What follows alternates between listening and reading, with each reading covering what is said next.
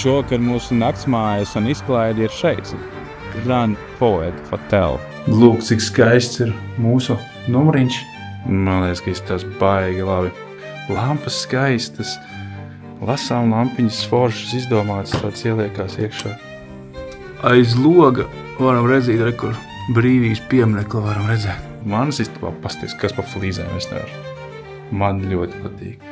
Super omulīgi. Bērnam uzdāvināja mīklu grāmatu, dzejoļu grāmatu un iedavu krāsojumu grāmatu zīmelīšiem. Nu, tik ļoti patīkam attieksmi no Poetu viesnīcas.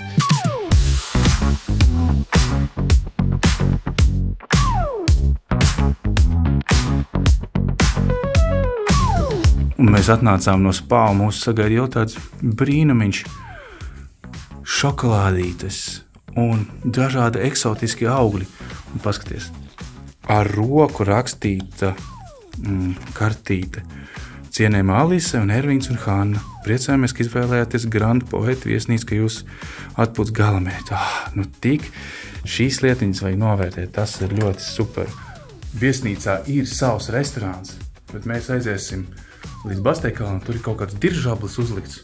Iesim paskatīties uz to, jo vien aiziesim arī kaut kur Burzmā vai kaut kur citur arī paēst vakariņas.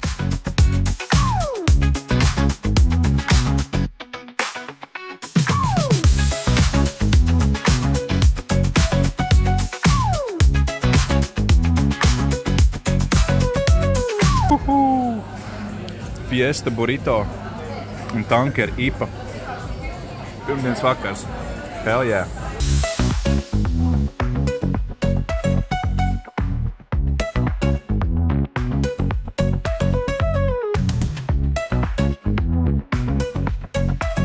Vispār tas paklājums bišķi kaut ko atgādina no Shining, bet ne par to ir stāsts.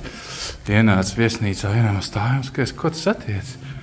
Tas attiec Kristīnas māksla.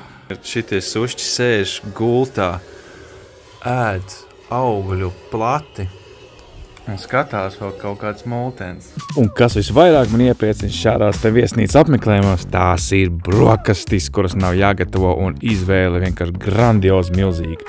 Un tik pārsteigti bijām, ka šī bija gan bezlaktozes piens, gan bezglutēna maizes, padomāts pilnīgi par visiem.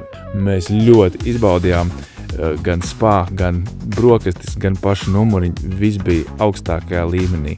Paldies Poetu par tik skaistu un foršu uzņemšanu. Tiekamies citā video. Čau!